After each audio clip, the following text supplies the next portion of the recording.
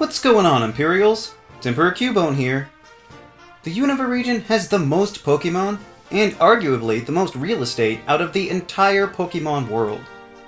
With all that territory comes great potential to have awesome shinies, but just as much of a chance to have terrible ones as well. So, here are the top Unova shiny Pokemon I would fix.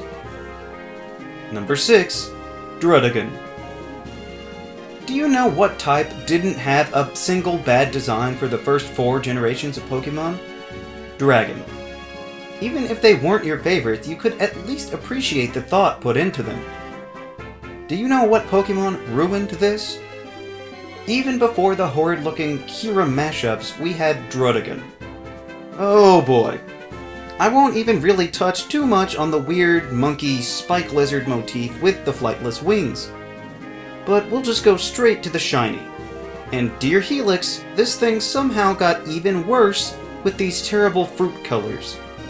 It looks like it accidentally rolled around in the reject paint bin. There are a number of possibilities that we could fix it with, but the first thing that popped into my head was to invert the colors on this Pokemon. This seems like a simple change, but with this Pokemon being comprised solely of amorphous primary colors, it actually makes the beast look quite different. You would never mistake it for the original, but you also don't have to avert your eyes in pain. This may not make its design any less terrible, but it would maybe lean it more towards looking like it's worthy of the dragon typing. Number 5. The Elemental Monkeys.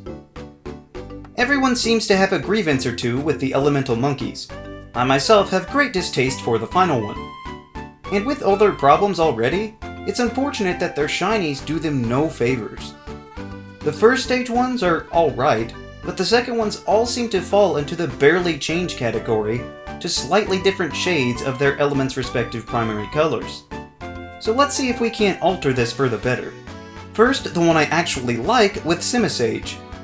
While more of a sage green is quite appropriate, that maybe should have just been the original color. I thought lightening it would help to distinguish them from the original, and this sort of yellow-green seems to more closely match that of the first stage. Next, for the fiery one, I thought that an orange sort of golden sheen would look far better than the regular version. Plus, the inverted red highlights in the ear really bring the whole thing together for a decent and different look. And for whatever reason, they gave Pansear an almost identical appearance to this, but didn't carry it over. And finally, we have the worst one. Truthfully, the motivation here was simply because we had the rest of the primary and secondary color families represented, so I thought it was only fair that the Water Bearer becomes a light purple.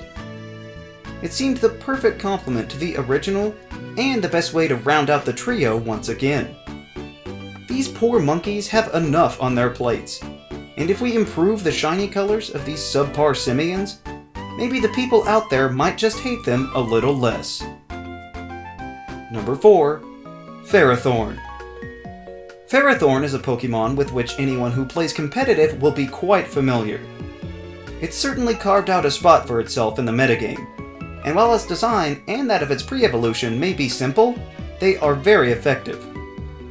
And I love the look of shiny Ferroseed. The simple change from green to blue is splendid. That's why it was such a disappointment to see that Ferrothorn looked so hideous. It looks like the plant parts died and the metal parts rusted to leave behind the remnants of a once respectable Pokemon. It seems like there must be one in almost every generation, but the obvious choice they should have gone with is to have Ferrothorn follow through on its predecessor's footsteps. I don't know what they had against blue, but it worked fine before and will certainly elevate this Pokemon to equal status. Plus, it's always a bummer to evolve a really cool shiny Pokemon and feel underwhelmed.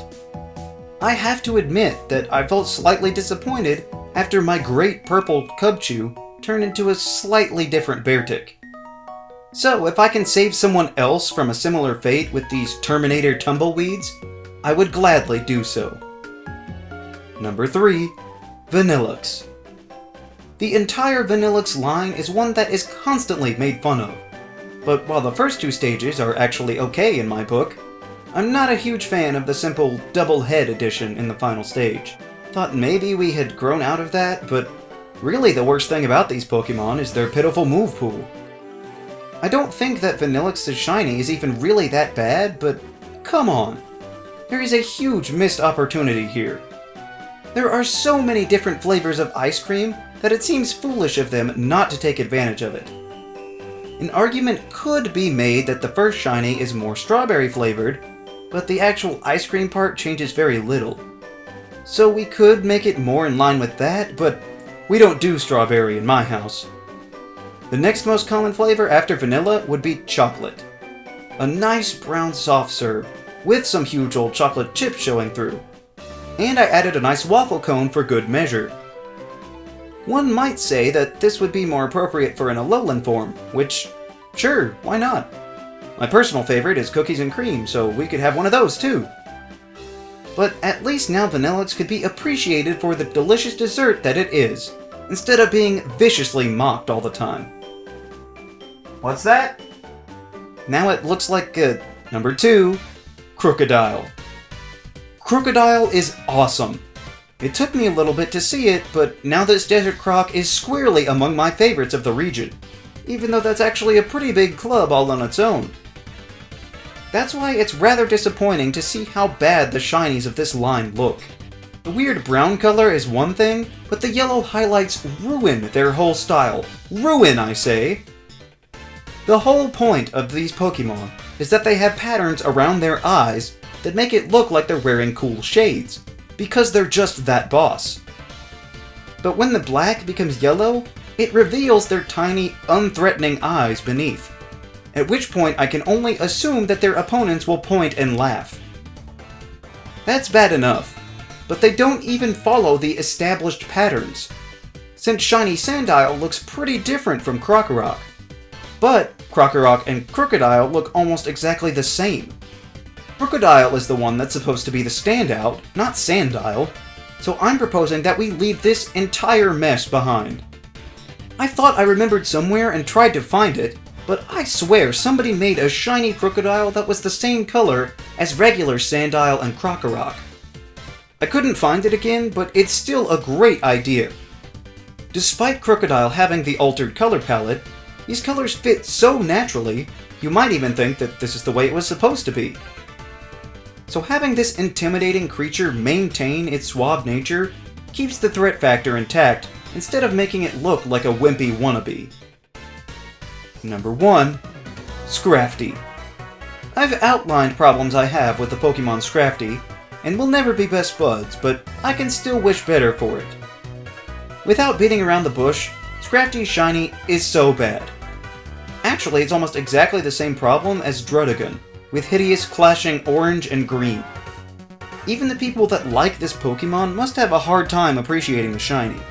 I've always felt that Scrafty seemed a bit lacking in the ways of actually looking the part of a dark type.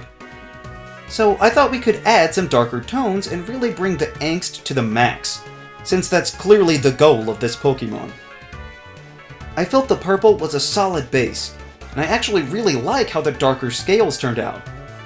I went with the gray to signify the dead skin that's peeling off, and as someone who just got over some vacation sunburns, I have never appreciated more that I am not this Pokemon.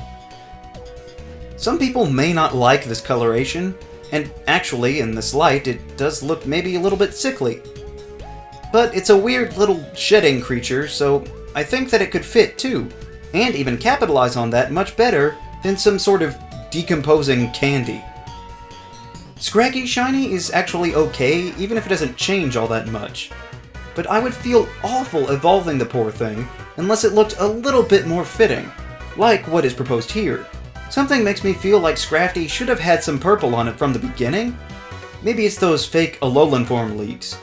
But at the very least, if we could have it on the shiny, I would have slightly less of a problem with this Pokemon.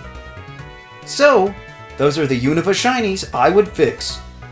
There are of course many others that I could have chosen. Which shiny Unova Pokemon would you fix? Let me know down in the comments. Also be sure to leave a like, share this video, and subscribe so that you too can become an Imperial today. And we'll see you around next time!